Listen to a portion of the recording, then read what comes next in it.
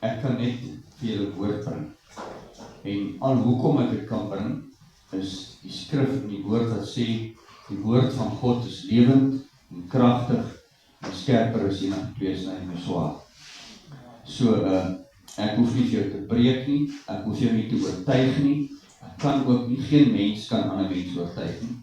Alleenlik deur die Gees van God word ons oortuig, as ons ooit van iets oortuig word. So, dit haal dan so 'n bietjie spanning van my af, dat ek nie nodig het om julle te oortuig van enigiets nie, en daarom gaan ek nie vir julle 'n preek bring. Ek bring vir julle net skrif, en die woord van die Here, en ek vertrou met my volle hart, met my hele hart, dat dit elkeen van ons, by my ingesluit, my heel eerste, ons lewens sal verryk, en net weer 'n bietjie vir ons nuwe hoop en nuwe moed gee.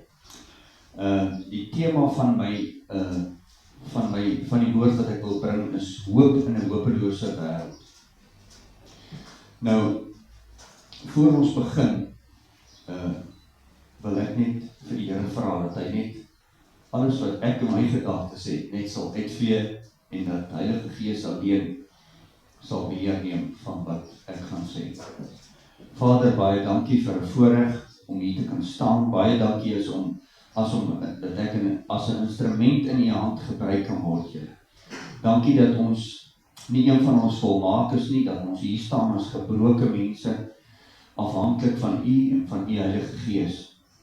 Daarom doen ons die dinge wat ons doen, Here, en ons doen dit nie vir mense nie. Ons doen as ons 'n lied sing ons dit ter eer en verheerliking van u groot en heilige naam. En as ons 'n woord bring, doen ons dieselfde. Dit is alles tot eer en verheerliking van u groot en heilige naam.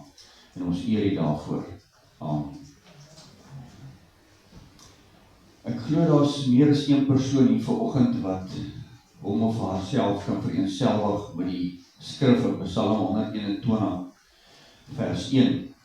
'n hulpkreet uit 'n moedelose hart wat sê, 'n bedevaarslied, ek slaan my oë op na die berge, waar sal my hulp vandaan kom? En dan volg die antwoord net daarna, die volgende vers.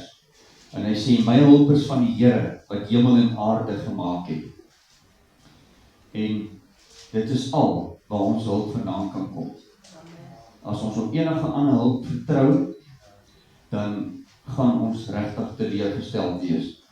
En ons hulp kan net van die Here kom, vir leiding, vir uitkoms, genesing. Ons gaan nou die nagmaal doen, en dan gaan ons weer eens herdenk dit wat Jesus Christus vir ons gedoen het, want net op grond van sy wonde wat hy opgedoen het, die skrif sê vir ons, deur sy wonde het daar vir ons genesing gekom, en deur sy bloed wat gestort is, het daar vir ons vergifnis gekom.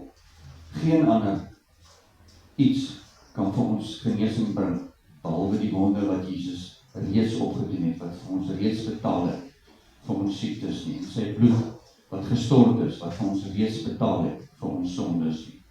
Dit sê natuurlik nie, ons kan opsettlik sondig nie, maar ons is feilbare mense, solank ons dit nie as 'n verskoning gebruik nie. Wat staan ons te doen? 'n goeie begin kry ons in Jesaja 55.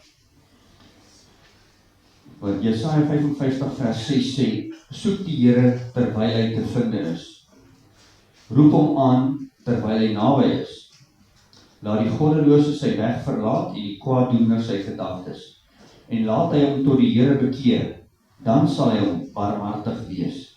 En tot onze God, want hy vergeef menigvuldig. Nou, Jesus het reeds betaal, maar dit was 'n baie duur prys wat hy betaal het. So dit is nie goedkoop gewees nie. Jesaja sê vir ons hierso, soek hom terwyl hy nog te vind is, roep hom aan terwyl hy naby is. En dan gee hy vir ons 'n paar voorskrifte, dat die goddelose sy weg verlaat. Nou nie een van ons beskou onsself aldag as goddeloos, maar ek dink as ons dalk so 'n bietjie in die aand ons lewens terugspeel in ons geheue, sal ons agterkom dat ons redelik naby aan goddeloos baie keer optree, en vernaam is ons, hier het ons nog nie baie verkeer nie, maar daar in Gauteng en plekke waar daar baie verkeer is dit so 'n bietjie moeiliker om nie goddeloos op te tree nie. So die Here sal weer vir ons 'n bietjie ekstra goed gee aan, dat ons nie so erge verkeer het wat ons kan versoek nie. En hy sê, en laat die goddelose sy weg verlaat, en die kwaaddoener sy gedagtes. Mense, ek het eendag 'n preek gehoor van 'n kleerling predikant. Ons het so 'n byeenkoms gehad, en die predikant was die spreker gewees, en hy breedvoerig verduidelik hoe belangrik is ons gedagtes. Aaron sal nou baie goed weet, hy is in die polisie, en geen onreg wat gepleeg word, of daad van diefstal, of moord, of enige iets, begin nie by 'n gedagte nie. Elke ding wat jy verkeerd kan doen, net so elke ding wat jy reg kan doen, begin by 'n gedagte. En die kwaaddoener sy gedagtes verlaat. Laat hy hom tot die Here bekeer. Dis 'n redelike belangrike deel. Ons het nodig om ons tot die Here te bekeer. Dan sal hy hom barmhartig wees en tot ons God, want hy vergeef menigvuldiglik. Kan daar regtig 'n tyd kom dat God nie te vind is nie? Wat dink jy? Ons het nou gelees, ons moet die Here soek terwyl hy te vind is. Wat sê sy woord hieroor? Net 'n paar waarskuwings uit Jesaja, Sagaria en Esegiel en Deuteronomium. Jesaja 59 vers 1. Kyk, die hand van die Here is nie te kort om te help nie, en sy oor nie te swaar om te hoor nie. Maar julle ongeregtighede het 'n skeidsmuur geword tussen julle en julle God.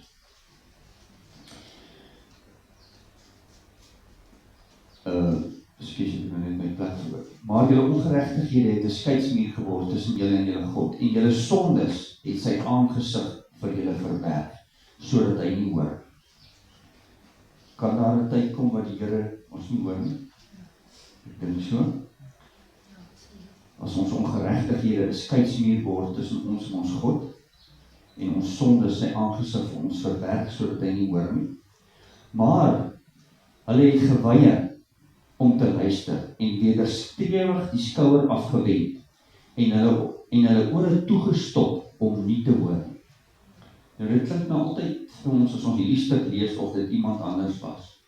Maar elkeen van ons was al op hierdie plek, wat ons agter sonde aangeloop het en nie geluister het wat God se woord vir ons sê. Ook het hulle hart soos 'n diamant gemaak, om nie die wet te verneem en die woorde van die Here van die Heerskare, wat die Here van die Heerskare deur sy gees, deur die diens van die vroeëre profete gestuur het nie. So het daar dan van die Here van die Heerskare 'n groot toorn gekom. Daarom, soos hy geroep en hulle nie gehoor het nie, so sal hulle roep, maar ek nie hoor nie, het die Here van die Heerskare gesê. Dit is uit die mond van die profeet direk wat God vir hom gesê, as hulle, soos dat hulle nie gehoor het is, toe ek geroep het nie, so sal ek nie hoor, as hulle my roep nie. Mense, dit is baie gevaarlik om in sonde te speel, en in sonde jou gemaksone te kry. Ons het nodig om regtig die aangesig van die Here te soek.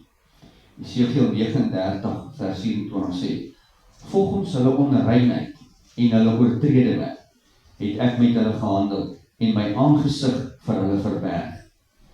Maar ek sal op die dag my aangesig heeltemal verberg weens al die kwaad wat hulle gedoen het, want hulle het na ander gode afgewyk. Ons weet, in die tyd het die mense regtig afgode gehad, boomstamme en goue kalwe en allerlei goed wat hulle aanbid het. Maar in vandag se tyd is daar nog steeds afgode waarna ons kan aanbid. Ons kan ons werk, ons familie, ons huise, ons motors, ons gewoontes, slegte gewoontes wat ons het, kan als afgode in ons lewens raak. Enige ding wat belangriker raak as God in jou lewe, is 'n afgod. En dis 'n baie ernstige waarskuwing wat die Here sê, maar op die dag sal ek my aangesig heeltemal verberg, weens al die kwaad wat hulle gedoen het. Want hulle het na ander gode afgewyk. Ons moet waaksaam wees. Maar prys sy heilige naam, daar is meer as genoeg beloftes in sy woord om ons hoop te gee en staande te hou te midde van 'n krom en verdraaide geslag. Kom ons kyk na 'n paar van hierdie beloftes. Matteus 6 vers 33, ek glo die meeste van ons ken hom uit ons kop uit. Maar soek eers die koninkryk van God en sy geregtigheid, en al hierdie dinge sal vir julle bygevoeg word. Dan sal julle daarvandaan die Here julle God soek en vind, as jy hom met jou hele hart en jou hele siel soek. God wil hê ons moet hom vind. Maar daar is voorskrifte om hom met ons hele hart en ons hele siel soek. En jy, my seun Salomo, ken die God van jou vader en dien hom met 'n volkome hart en met 'n gewillige siel, want die Here deursoek die harte en hy verstaan elke versinsel van die gedagtes. As jy hom soek, sal hy hom deur jou laat vind, maar as jy hom verlaat, sal hy jou vir ewig verstoot. Hier is baie beloftes wat die Here ons gee, dat as ons hom soek, sal ons hom vind. So daar's hoop meer as wat ons kan opgebruik in die woord van die Here. Ek wil net vir ons 'n vers uit Job oplees. Job 8 vers 5 sê, as jy na God soek en die Almagtige om genade smeek, as jy rein en opreg is, ja, dan sal hy jou hoor en opwaak, dan sal hy oor jou opwaak en jou woning herstel, ooreenkomstig jou geregtigheid. Dan sal jou begin gering wees, maar jou einde groot. Maar daar's voorwaardes. Ons moet God die Almagtige soek. In Amos 5 vers 4 sê, want so sê die Here aan die huis van Israel, soek my, dan sal julle lewe. Wat staan daar nie? Wat kan ons uit hierdie stukkie uit Amos 5 vers 4 aflei? Hy sê, want so sê die Here aan die huis van Israel, soek my, dan sal julle lewe. Wat sal gebeur as ons hom nie soek nie? Dan sal ons nie lewe. En staan nie daar beskrywe, maar ons kan dit met logiese verstand aflei, hoe belangrik dit is om God te soek. En mense, dis nie 'n een keer in 'n leeftyd gebeurtenis nie. Dis 'n daaglikse leefstyl. Ons moet in alles wat ons doen, God se hulp en sy leiding soek. Dag 24 ure dag. Hebreërs 11 vers 6. En sonder geloof is het onmoontlik om God te behaag. Want hy wat tot God gaan, moet glo dat hy is, en 'n beloner is van die wat hom soek. Ons kan verseker wees, God is 'n beloner van die wat hom soek. En as ons hom soek, sal hy hom deur ons laat vind. Die Romeine 10 vers 17. Die geloof is dus uit die gehoor, en die gehoor is uit die woord van God. Dis die enigste boek wat werklik die vermoë het om ons lewens te verander.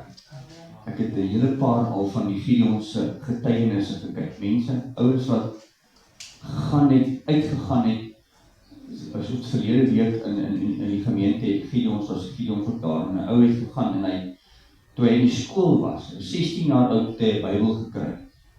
En hy was al, ek dink diep in sy 30's, het hy vir die eerste keer daai Bybel gelees, nadat hy vir jare aan dwelms verslaaf was en sy eie lewe wou neem, en hy het geen ander uitweg meer gehad.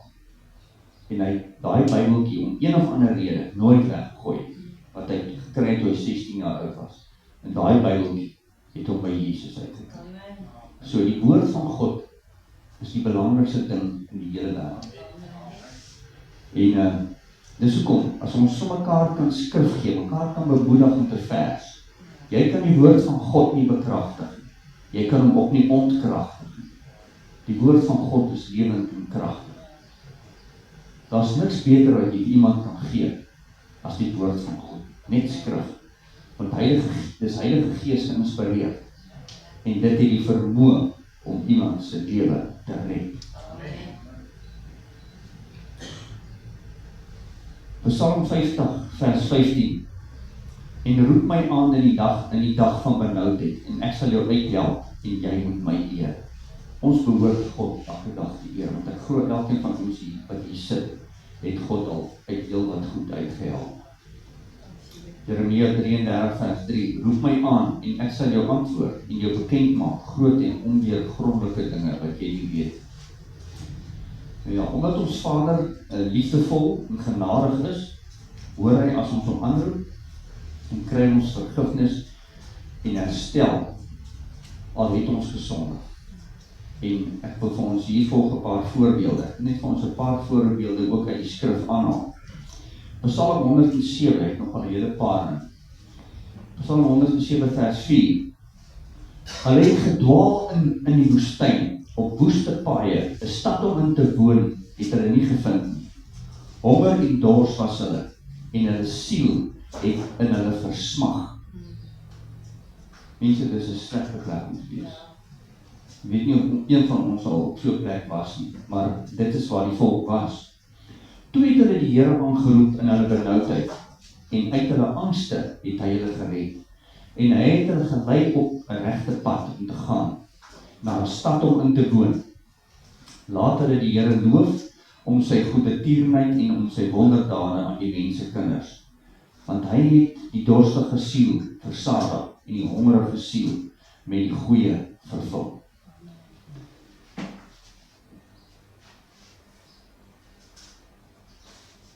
In Psalm 107 vers 10 sê, die wat in duisternis en doodskade weer gesit het, gevang in elende en eisters, omdat hulle wederstrewig was teen die woorde van God en die raad van die Allerhoogste verwerp het. Ek weet nie of iemand hier kan sit vanoggend wat nog nie die Here se raad iewers in sy lewe verwerp het. Miskien nie opsetlik nie, maar onbewustelik. As jy op jou eie pad is in die wêreld, agter die wêreld aanloop en die sonde, dan verwerp jy God se raad. Die raad van die Allerhoogste verwerp het. Het hy hulle hart deur moeite verneder. Hulle het gestruikel en daar was geen helper nie. Weereens, toe het hulle die Here aangeroep in hulle benoudheid. Hoekom is dit nodig, mense? Hoekom? Weet jy, en ek praat heel eers met myself, hoekom moet dit nodig gewees het vir my om eers swaar te kry voordat ek by die Here kon uitkom? Hoekom kan ons nie maar net die Here net so myself soek nie? Ek weet die Here is ons genadig, baie van ons het hom aangeneem sonder om ons regtig deur diep waters te gaan het. Maar so deur die jare in die bediening het ons gesien dat die meeste mense wat ons bedien het, moes eers werk verloor, vrou verloor, kinders verloor, ledemate verloor, besighede verloor, voordat hulle God soek en hom kry. Was dit regtig nodig? Ek vra maar net. Toe het die Here aangeroep uit hulle benoudheid en uit hulle angs het hy hulle verlos. Hy het hulle uit duisternis en doodskade weer laat uitgaan en hulle bande verbreek. Laat hulle die Here loof om sy goedertierenheid en sy wonderdade aan die mense kinders. Want hy het koperdeure verbreek en ystergrendels stikkend geslaan. Ons het nodig vir elkeen van ons wat hier sit om gereeld die Here te loof en te prys vir wat hy in ons lewens gedoen het. Nog 'n stukkie uit Psalm 107 vers 17. Die wat dwaase was vanweë die weg van hulle oortredinge en weens hulle ongeregtighede gepynig is. Hulle siele het 'n afskie gehad van elke soort voedsel en hulle het tot by die poorte van die dood gekom. Mense, die volk het ver gaan draai partykeer. Ja, en daar's party van ons wat ook dalk so ver gedraai het. Prys die Here. Ek het nie so ver gedraai voordat ek gedraai het nie. Maar ek weet van baie mense wat regtig op die grond gelê het en selfmoord oorweeg het voordat hulle God gevind het. En sien jy, kan probeer om myself in te dink. Hy sê hulle siele het 'n afskie gehad van elke soort voedsel. Jy's honger, maar jy kan nie eens eet nie. So ver as jy van God af weg. Want jy het 'n afskie van elke soort van voedsel. Dit moet 'n slegte plek wees. En dit is nie nodig dat ons daar gaan nie. En hulle tot by die poorte van die dood gekom. Weereens, Toe het hulle die Here aangeroep in hulle benoudheid, en uit al hulle angste het hy hulle verlos. Hy het sy woord gestuur, dat hy hulle kon gesond maak, en hulle uit al hulle kuile red. Laat hulle die Here loof om sy goeie tierenheid, en om sy wonderdade aan die mense kinders. En laat hulle lofoffers bring, en met gejubel sy werke vertel. Ons het nodig om God sy lof te besing elke dag, en vir mense van sy wonders te vertel. Ons het regtig nodig om dit te doen. Want daar is meer as genoeg hoop vir ons in die woord. Ons het 'n hele paar voorbeelde nou gelees van mense wat, ek dink, op 'n baie slegter plek is as enige iemand wat ons ken. En ons is die Bybel wat elke ou daar buite moet lees. Ons optrede, ons gesindheid, en jy kan net deur, as jy 'n slegte dag het, en jy het besluit, jy gaan hierdie slegte dag nou, die slegte gevoel in jou binneste uitleef, kan jy iemand wegstoot van God af. Of as jy besluit om in oorwinning daai slegte dag aan te vat, in God se krag en deur sy gees, kan jy iemand nader trek aan God, en vir iemand hoop gee, wat moedeloos is daarin. So kom ons wees hoop in 'n hopelose wêreld. Daar's meer as genoeg in sy woord, beloftes. Ek het nou net 'n paar genoem. Daar's meer as genoeg vir ons om vas te hou en aan te hou hoop. Want die woord van God is duidelik. Die wat volhard tot die einde. Hoekom moet ons volhard? Sou daar gestaan het ons moet volhard tot die einde, as daar nie uitdagings in 'n mens se lewe gekom het nie? Die dag as jy jou hart vir die Here gee, hou al jou moeilikheid nie op nie. Jy weet iemand wat saam met jou daardeur. Dis die verskil. En die ou daar buite wat nie op die Here vertrou nie, moet dit alleen aangaan. En dis 'n slegte plek om te wees. Maar ek en jy kan nie deur 'n woord van bemoediging vir iemand hoop gee. Geef hom 'n skrif, want die skrif is lewend en krag. En dit kan 'n lewe verander. Die van ons met die nagmaal. Ons gaan nou die nagmaal gebruik. En ek wil vir ons net 'n stukkie lees, terwyl hulle die nagmaal vir ons voorberei. Ek gaan ons 2 stukke lees, een uit Matteus 26. En terwyl hulle eet, neem Jesus die brood, en nadat hy gedank het, breek hy dit en gee dit aan sy disippels en sê, neem, eet, dit is my liggaam. Toe neem hy die beker, nadat hy gedank het, en gee dit aan hulle en sê, drink almal daaruit, want dit is my bloed, die bloed van die Nuwe Testament, wat vir baie uitgestort is, tot vergifnis van sonde. Net Jesus se bloed alleen kan sonde vergewe. Ons weet uit die Ou Testament, moes hulle bokke en beeste en duwe en allerlei goed slag, want daar moes bloed vloei voor daar vergifnis kon wees. Want Jesus se bloed het eenmaal gevloei en dit was genoeg vir die res van die bestaan van die mensdom om sondes te vergewe. Dit hoef nie elke jaar herhaal te word. Daarom is dit so belangrik dat ons nie met sonde speel. Want elke keer as ons opsetlik by sonde betrokke raak, verag ons die bloed van Jesus en die prys wat hy betaal.